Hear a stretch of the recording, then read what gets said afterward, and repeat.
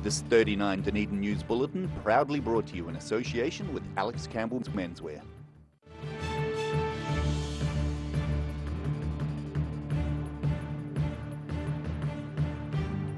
Tonight on 39 Dunedin News, vandalism in a local cemetery leaves some city residents upset and out of pocket.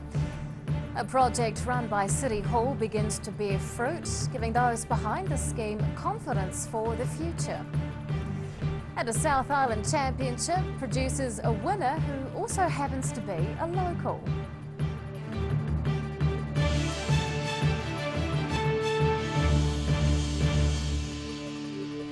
Good evening, Dunedin. I'm Rebecca Dupree. Residents are devastated about their relatives' headstones being vandalised at a local cemetery.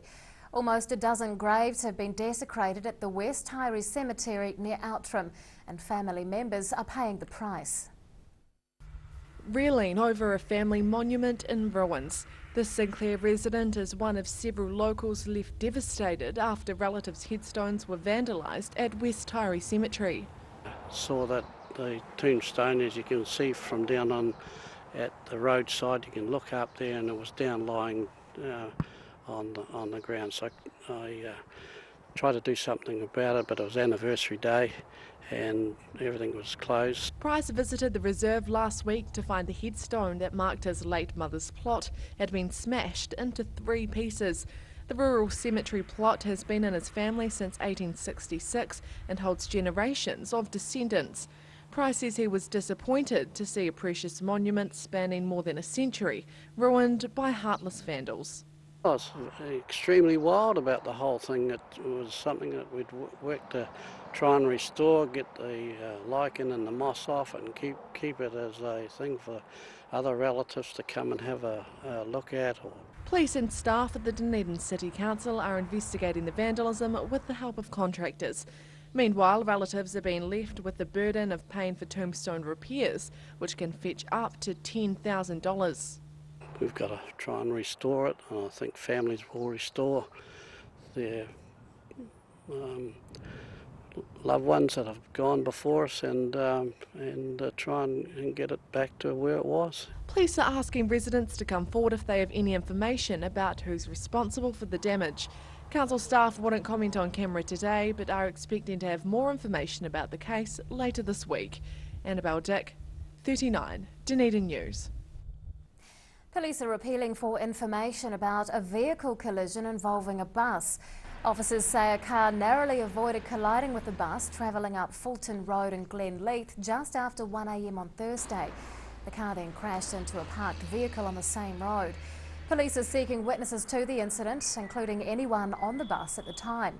Officers have also been dealing with several cases of cars being broken into over the long weekend. There were 5 such incidents on Saturday night in the central city and Opaho. Items stolen from the vehicles include a laptop and a handbag. Several years of work to help the city retain tertiary graduates is beginning to pay off. An estimated 65% of participants in a summer intern program have remained in Dunedin, according to new research presented to the council. And those behind the scheme are confident that with future funding, more people will want to stay put. Touting the success of a long-term initiative, the Sexy Summer Jobs Business Internship Program has helped nearly 100 students find work since its inception in 2008. A report into the success of the Enterprise Dunedin-led scheme over the past 8 years is showing positive results in retaining graduate students locally. It is an internship program, and they go into places of work over the Christmas break, and many of them, in fact 1 in 2 actually end up with a permanent placement with that organisation that they've interned with, and 2/3 of them almost end up staying in the city longer term. Technology-based jobs in particular are showing a lot of strength, with the majority of interns working in that sector. But there's increasing demand from other businesses to take part in the program, mainly in research and education. We are trying to expand that out a little bit because there's other sectors of the business community that also want access to interns, and so we're starting to see some involvement from those other sectors now. Data was analysed by a University of Otago postgraduate research assistant at a cost of $5,000 to Enterprise Dunedin. Christie says the investment is worthwhile as it validates the program in achieving desired results.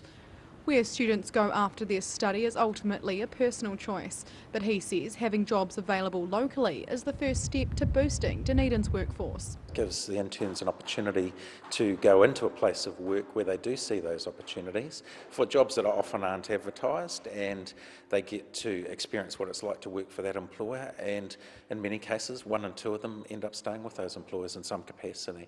Some participants also stay in the city creating their own businesses or moving on to further study.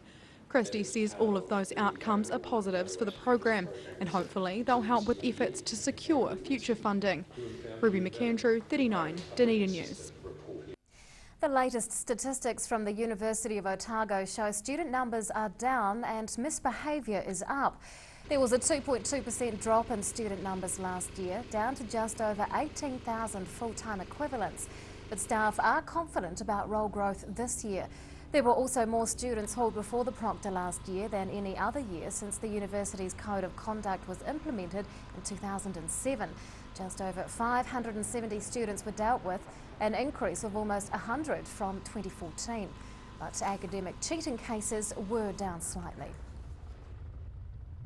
Dunedin provided excellent conditions for the South Island Surfing Championships held over Easter weekend.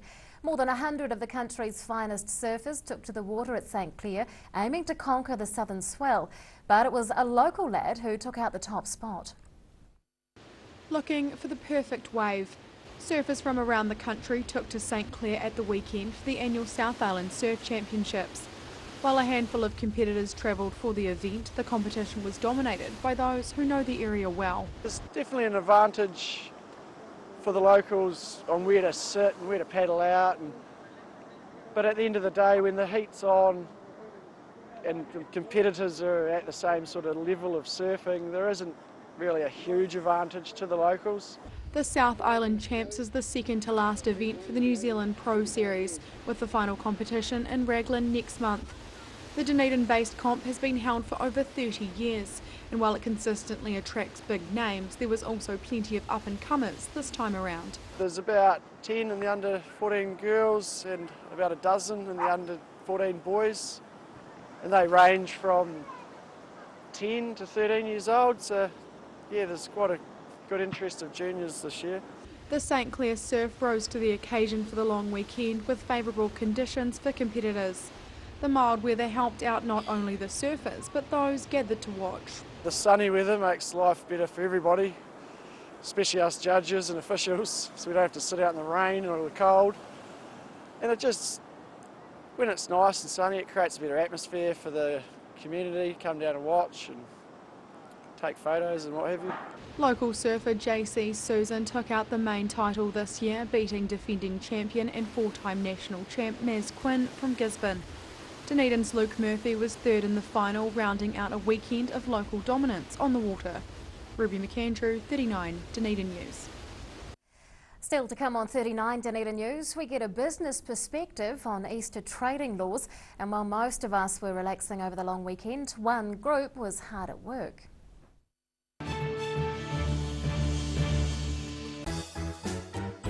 Every reason, every season, we're proud to dress the region. Alex Campbell menswear, it fits.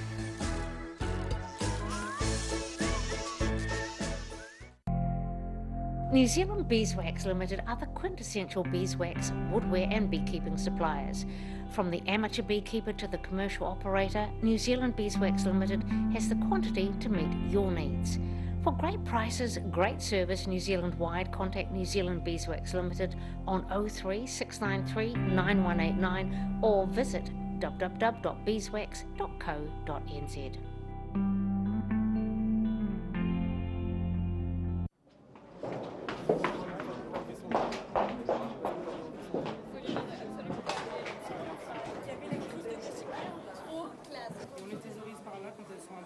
On m'a demandé d'écaster sur la pointure des pieds maintenant.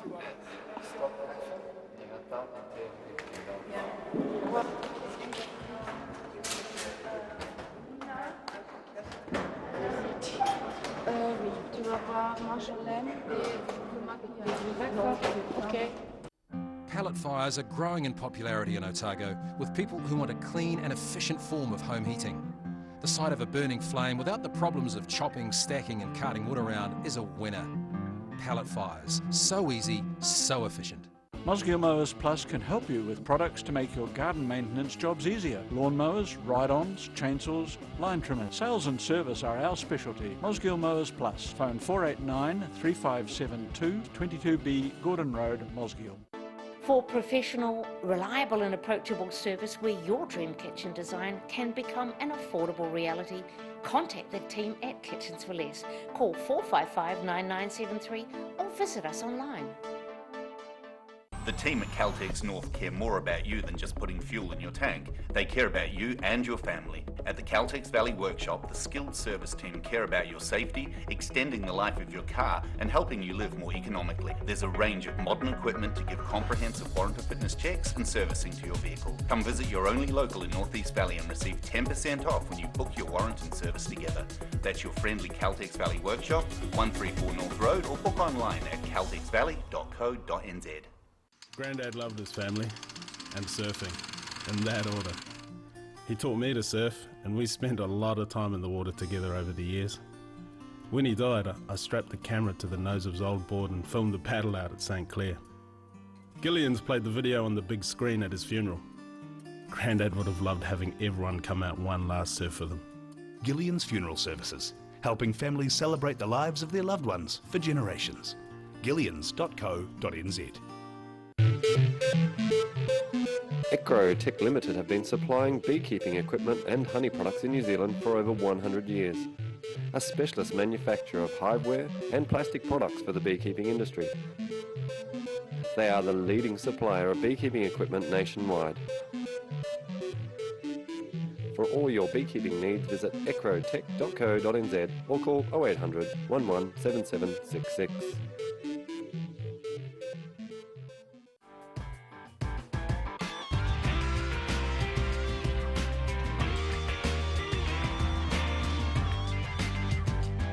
Tune in on Thursday for Motorsport Night on Dunedin Television.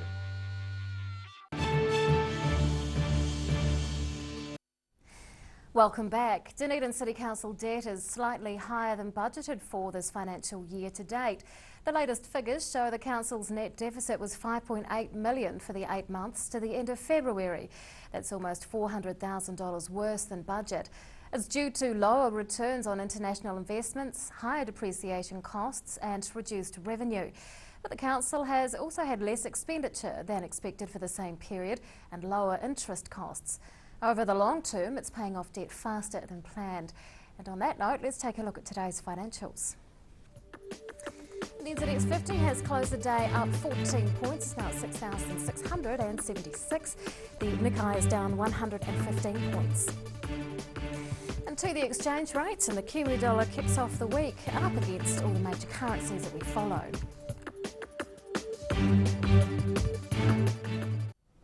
Many local businesses were closed over the long weekend under laws prohibiting most trading on Good Friday and Easter Sunday.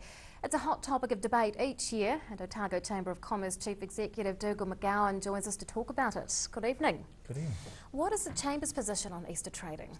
Yeah, look, the Chamber doesn't have a specific stance on this. What is quite clear is the law, and that is what all businesses should be following.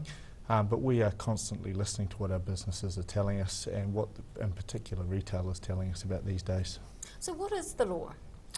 Well, at the moment, interestingly enough, on a Sunday you can go and get your hair done, you can go and get a video, and there are some quite specific things like going to the petrol station or to the dairy. But for many other things you can't do anything on that Sunday. Friday is even tighter again, where there's basically nothing should be happening. What feedback do you get from local businesses about the law? It's quite mixed and varied, from those who say we've got too many shopping days already, this is from the owners of the shops, to those that say these are the best trading days we have, we need to be able to open them every time. And you know, if people want to buy things, they should be able to come in and do so. It is quite mixed and varied. Do many businesses flout the law at the risk of getting fined? Look, the absolute number is really hard to define. Yeah, we've done a survey today, as we usually do, and that's about trying to find out some of the trends and patterns that go on year. I mean, the official data last year was that there were 39 complaints, of which 2 were upheld, and there were 27 or 29 that received letters.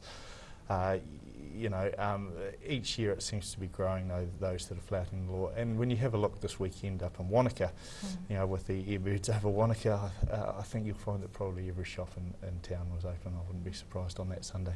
What do you think are the benefits to a business to be forced to close at Easter? Look, particularly for the staff, they need to have a rest. There's new health and safety laws coming in, and one of the really important parts of that is the health side of it, so the health of our workers, and they need to be able to have a break to be feeling well as well. What is the perceived downside of the law? Yeah, well, I mean, for retailers who are paying rent, they pay those no matter whether the shop door is open or closed. So for them, having the door open means that the tills might ring. And some of them are telling us that they ring really well during those days. How do Dunedin stores react when you compare it to those in Central Otago, for example? Yeah, well, this is where the law does become slightly confusing for many, and that's about the fact that places like Queenstown or some places in Queenstown are allowed to be open because of the tourist nature of the town, whereas for others might be right next door, a town very close by that may not be able to open during those days. And I think there's a retailers amendment before and select committee at the moment, and that's gone through its first reading at Parliament, and that's really going to create an open dialogue to really get into this issue, and for the retail in particular to get stuck into what they really want to happen. Some years ago, it was always considered that Easter time you'd only find essential services like petrol stations and dairies open. But you can go to a fast food restaurant now. Why are they allowed to open? Oh, look, this is the shadowy part of the law, I suppose, and some people just flouting it themselves. And that's about the fact that for them, the amount of money they get coming in through the door during that day is more than what the fine will actually be. And we know that the rate of prosecutions is quite low. Do other countries in the Western world have similar trading laws at Easter time? Yeah, again, each country, each state within them has different laws, and that's really where the bill before Parliament now is promoting that local councils and local bodies will actually be able to decide based upon what the local people are telling them. So that could be a really good thing potentially moving forward. Otago Chamber of Commerce Chief Executive Dougal McGowan, thanks very much for your time. Thank you. After the break on 39 Dunedin News, local cadets spend their long weekend working, and some of the country's best sports people come to town to work on their careers.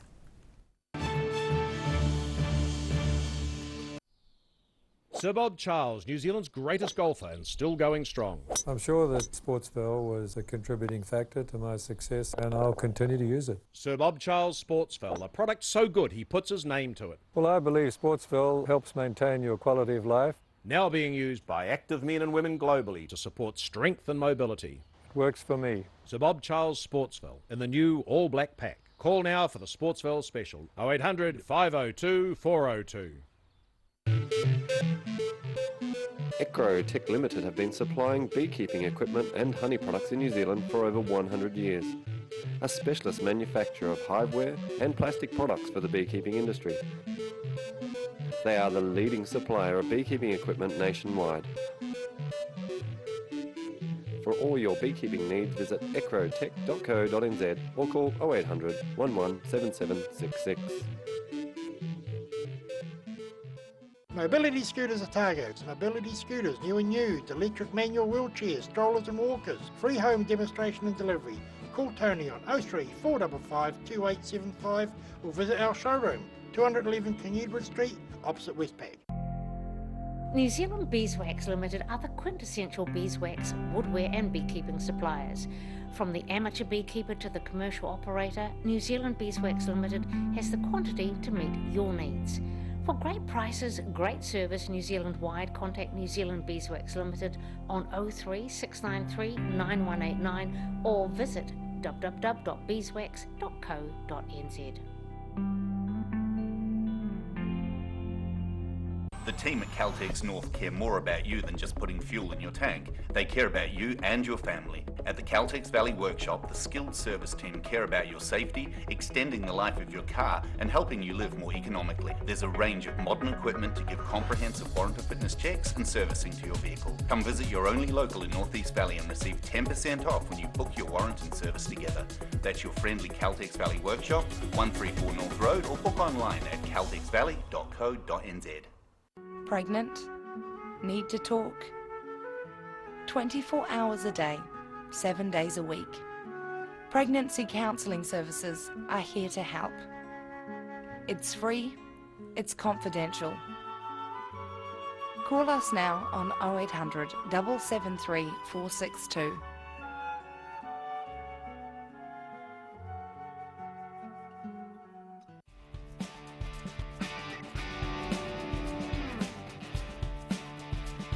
It's generally not a job that we can't get a door out and in a day. It's important to make sure you get a good design because you're going to be in it for the rest of your life. There's no schemes that are wrong when it's a personal choice thing, but some do look better than others.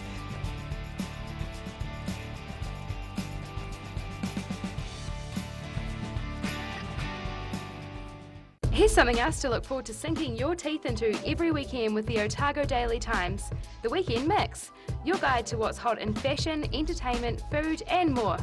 New weekend magazine in your ODT. Pick up your copy this Saturday. Every reason, every season, we're proud to dress the region. Alex Campbell Menswear, it fits.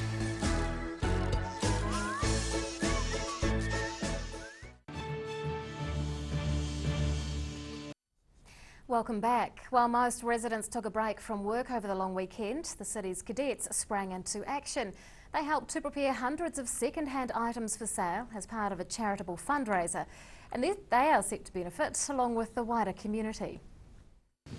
Working for the greater good, the City of Dunedin Cadet Unit has been busy over Easter helping with preparations for a major fundraiser. Cadets are regularly engaged by organisations running sales and events to boost funds. It's good for them to see that outside of the unit and parade ground that there is things that we can do in the community to help others. In this case, it's the Regent Theatre Charitable Trust's Anything But Books sale, which raises money for maintenance and repairs. It's also an avenue for residents to channel their unwanted household items into, hoping someone else will make good use of them. For cadets, it's all a part of compulsory community training. They're fairly highly disciplined, so they know how to knuckle down and get the work done. So, and some of the newer ones that haven't been involved with it before, they come in and they get to see how we structure our workload. Earlier in the day, boxes of sale items were hoisted into a truck from a Kaikorai Valley storage facility. The sale benefits cadets financially, with a cheque from the proceeds going towards the unit's own fundraising efforts. And the event's getting bigger each year. For about 3/4 of the year, we're collecting, sorting and pricing donations that people give us. We have a fantastic off-site big space at Kaikorai Valley, which allows us to spread out and have all the time we need to get things organised. We used to do it in the basement here, but it's a much too big a sale to do that now. Yeah. The sale's not till Friday, but plenty of elbow grease behind the scenes has ensured it's all ready for the public. Things that aren't sold are given to local charity stores, furthering the community's benefit. Rosie Mannins, 39 Dunedin News. Local athletes have had the home advantage at an annual competition that rarely touches base in the city. The Interprovincial Athletics Contest involved the best young sports people from all over the country, and it's helping some participants to fast-track their sporting careers. Off to a sprinting start. These athletes are competing to be part of the winning province in a national athletic competition held at the Caledonian over the weekend. It's a team-based competition, which is very much different from normal athletics, which is very much an individual sport. Each province can have 11 children in each grade, and it is scored not on winning, but on points. Every participant is given points for their performances, and numbers are then tallied up to give the team ranking. Although the competition format is different, the event still involves all the usual running and hurdle events, as well as field disciplines. On the field, it's long jump, shot put and discus, and high jump. So 4 in the field and then basically the full range of track events. More than 400 competitors congregated at the Caledonian, divided into 11 teams for the annual event. It's in its 38th year and was last held in Dunedin 9 years ago. Competition coordinators say the contest allows them to spot athletes with the most potential and help them achieve success. Any of these ones we identify at this meeting, and we're looking for them at next year's Colgate Games, where we hand out scholarships, and often the top performing athlete at these meetings in their grade are often the scholarship winners later down the track, or go on to represent New Zealand at under 18 and youth teams. Despite several wins for Otago, the competition was ultimately won by Canterbury, with Wellington second and Auckland third. The next meet for local athletes will be at the South Island Secondary School Games, being held in Timaru this weekend. Annabelle Dick, 39, Dunedin News. And now recapping tonight's top stories on 39 Dunedin News. Residents are reeling over the desecration of their relatives' graves, which have been vandalised at the West Hyrie Cemetery. A scheme aimed at getting tertiary graduates to stay in Dunedin and work seems to be paying off, with positive results to date. And a local surfer beat some of the country's best to win the main title at the South Island Surfing Championships held at St Clair. Well, it's time now to find out what's going to be in tomorrow's Otago Daily Times, and the editor Barry Stewart joins us. Good evening. Hello, Rebecca. Queenstown is seen as a wealthy place. But a poverty workshop held in the resort today reveals a harsher reality. So, interesting story there. We also have a story of 3 generations of the same family who share the same birth date. Work that one out. The odds are, somebody told me, but they are incredible. So good you forgot. Yeah, exactly. It doesn't happen too often, put it that way. Leith Valley residents are upset over a subdivision, and Courtney Duncan has won another round in the World Motocross Championship, so that's pretty sensational. And in Fresh, we have a story on growing figs, which are delicious. And good for you. Thank you, Barry. That's tomorrow's ODT. Time now for local weather. This weather report proudly brought to you in association with Silverhorns Sportsville. Here is today's city view. It's taken looking through the trees at Ross Creek. Bit of a grey one out there, but wasn't too cold. 18 degrees for the central city and the Tyree, 19 at the Gardens. To the situation, and an anticyclone is here now, and it will be followed by a milder northerly airstream. Fronts and troughs will be developing in the Tasman later this week, but they will weaken as they move over the country on Friday and at the weekend, which isn't far off. Well, to the forecast for some of the main towns on the lower South Island for tomorrow, it's looking great. Fine weather everywhere, with highs of between 16 and 20 degrees for Invercargill, Gore, Tiana and Alexandra. And a fine one also for Queenstown, Oamaru, Wanaka and Twizel. Highs vary between 15 and 19 degrees. In Dunedin tonight, any showers will clear. Tonight's low is 6 degrees. Mostly fine and sunny tomorrow, with light winds tending northeast and a high of 15. And on Thursday, northerlies developing, high cloud increasing with a high of 20. And to the Otago Pallet Fires tidal and fishing information. High tide tomorrow morning is at 9:25. Low tide follows at 4:15. And fishing conditions are fairly reasonable tomorrow morning, especially bright and early and in the dark at around 6:15. And that's all from the team here at 39 Dunedin News for Tuesday. We'll see you again tomorrow. Good night.